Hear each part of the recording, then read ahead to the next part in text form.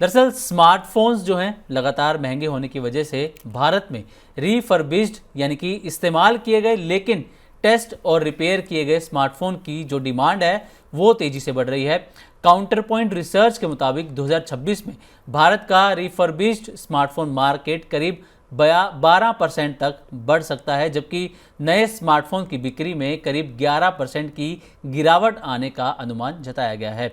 सबसे ज़्यादा मांग रिफर्बिश्ड आईफोन की है, क्योंकि लोग कम कीमत में प्रीमियम फ़ोन खरीदना चाहते हैं। बढ़ती कीमतें, बेहतर क्वालिटी चेक, वारंटी और ईएमआई जैसी सुविधाएं भी इस बाज़ार को तेज़ी से बढ़ा रही हैं। और आपको बता दें कि भारत अब दुनिया का तीसरा सबसे बड़ा सेकेंड हैंड स्मार्टफोन मार्केट बन चुका है।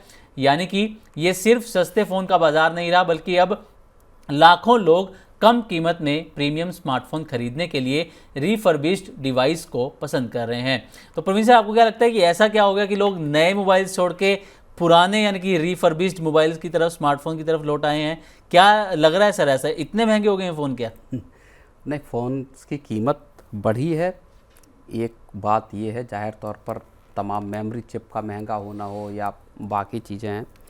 दूसरी बड़ी चीज़, जो ज़्यादा बड़ी चीज़ सिमरनजीत, ये है कि लोगों की एस्पिरेशंस जो है वो बहुत तेज़ी से बढ़ी हैं। कस्टमर की एस्पिरेशंस बढ़ी है, मतलब कस्टमर्स की जो प्रेफरेंस है या जो उनकी इच्छाएं हैं, वो उसमें हम एक व्यवहार में उसमें एक बड़ा बदलाव देख रहे हैं। अब लोग हाई एंड फ़ोन्स को या प्रीमियम फ़ोन्स को अपने पास रखना चाहते हैं, उसका पोजीशन चाहते हैं। बिल्कुल। और कई बार ऐसा होता है, या ज़्यादातर बार ऐसा होता है कि जब आपके पास उसके लिए उतना पैसा नहीं होता कि साहब आप 67-68 हज़ार रुपये का, मान लीजिए आईफोन 16 अगर मिल रहा है, तो उसको नया खरीदें। बिल्कुल। और जब आप उसके ऑप्शंस को देखते हैं कि नहीं साहब लेना है फ़ोन, मुझको आईफोन लेना है या और इसी कैटेगरी के महंगे फ़ोन लेने हैं, तो अगर आप आईफोन 16 कोई देखेंगे तो तमाम जो दूसरे जो रिफर्बिश्ड जो फ़ोन बेचने वाले प्लेटफॉर्म है, वहाँ आपको 20% 25% तक के डिस्काउंट पे मिल रहा है। तो अगर आपको 25% का डिस्काउंट पर एक प्रीमियम फ़ोन मिल रहा है, जिसको लेकर सर्टिफाइड हैं, तमाम तरह के चेक से गुजरा हुआ प्रोडक्ट है, तो वो एक फिर एश्योरिटी प्रोवाइड कराता है कस्टमर्स को। और इसी वजह से ये पूरा का पूरा मार्केट ज़्यादा तेज़ी से बढ़ता हुआ दिखाई दे रहा है। जबकि नए जो स्मार्टफोन्स हैं उनकी बिक्री में आप 2026 में गिरावट का ट्रेंड देख रहे हैं। 11% की गिरावट एक बड़ी गिरावट है।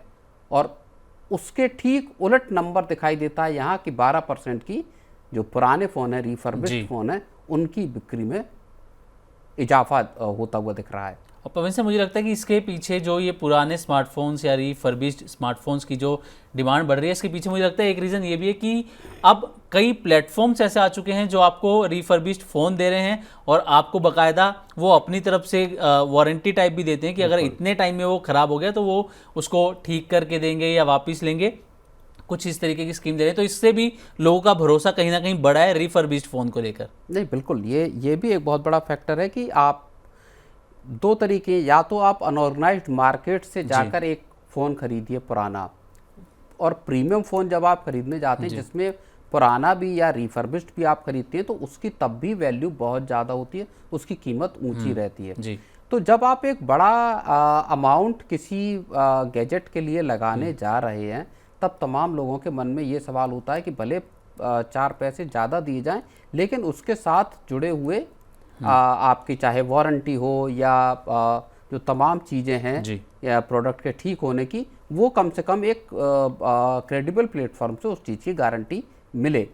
तो इसी वजह से, और नए जो प्लेटफॉर्म आए हैं तमाम, उन्होंने इस बात का आपको एक सहूलियत दी है, मैं कहूँगा, जिससे लोग इस तरफ ज़्यादा अट्रैक्ट होते हुए दिखाई दे रहे हैं। तो सर, ये जो स्मार्टफोन कंपनीज़ हैं, इनके लिए भी तो चिंता की बात होगी कि नए फ़ोन तो महंगे हो रहे हैं, तो लोग रिफर्बिश्ड की तरफ जा रहे हैं, तो इन्हें भी कुछ करना पड़ेगा फिर, ताकि फ़ोन की कीमतें एक सीमित दायरे में रहें। नहीं, देखिए, अब पिछले अगर कुछ वक्त को देखेंगे तो जो चिप्स के प्राइसेस हैं, मेमोरी चिप के हों या बाकी जो सेमीकंडक्टर हों, इन सब के कीमतों में इजाफा हुआ है। और कंपनियां उस लागत का बर्डन जो है वो जैसा हमेशा होता है जी। ग्राहकों पर ही डालती हैं। अब कीमतें बढ़ी हैं तो लोग थोड़ा सा ठिठके हैं। हर व्यक्ति के पास उतने संसाधन नहीं है कि वो महंगा फ़ोन कम से बिल्कुल। कम खरीद सके। तो मुझे लगता है कि ये कंपनियां कीमतें कम क्या होंगी या नहीं होंगी, ये तो एक बड़ा सवाल है। जी। स्मार्टफोन की कीमतों के बढ़ने को लेके बार बार हमने खबरें देखी कि कीमतों में लगातार धीरे धीरे इजाफा यहाँ पर होता हुआ दिखाई दिया है। तो मैन्युफैक्चरर्स के पास ऑप्शंस दरअसल लिमिटेड हैं जी। कीमतों को कम करने के। और मुझे लगता है कि इस वजह से भी ये जो पुराने फ़ोन्स का जो मार्केट है, स्मार्टफोन्स का मार्केट है, उसमें ज़्यादा बड़ा हम इजाफा देख रहे हैं। एक बड़ी चीज़ ये भी यहाँ पर नज़र आ सकती है कि जो लोग इन्हीं तरह, मान लीजिए किसी के पास पुराना आईफोन है जी। और नया वर्जन लॉन्च हुआ और उसको अपग्रेड करना जी। है, तो आपका जो सप्लाई साइड है, बेसिकली मैं उस चीज़ को कहना चाहता हूँ, सप्लाई साइड भी दरअसल स्ट्रॉन्ग है। क्योंकि जो रिफर्बिश्ड फ़ोन आ रहे हैं मार्केट में, वो भी किसी के बेचे हुए फ़ोन ही, ज़्यादातर जो बड़ा पार्ट है वो आम यूजर्स के ही बेचे हुए फ़ोन है, जिनको मेंटेन करके, ठीक करके, दुरुस्त करके उनको फिर से मार्केट में उतारा जाता है। तो यहाँ पर भी सप्लाई साइड भी उतनी ही स्ट्रॉन्ग है जितना स्ट्रॉन्ग यहाँ पर डिमांड साइड है। बिल्कुल सर। और सर ये मार्केट कितनी तेज़ी से बढ़ रही है, इस पर CCS इनसाइट के एक रिपोर्ट है जिसमें बताया गया कि 2024 में भारत का जो ऑर्गेनाइज्ड सेकेंडरी स्मार्टफोन मार्केट है वो 10% बढ़ा है और 57 लाख डिवाइस की शिपमेंट हुई है। ये CCS इनसाइट के डेटा है।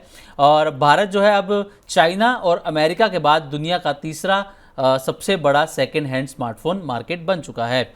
अब यही मार्केट रिपोर्ट की माने तो भारत में 2024 तक बिकने वाले लगभग 19% स्मार्टफोन्स जो थे वो सेकेंड हैंड थे, यानी कि हर 5 में से लगभग एक फ़ोन नया नहीं बल्कि सेकेंड हैंड था यहाँ पर।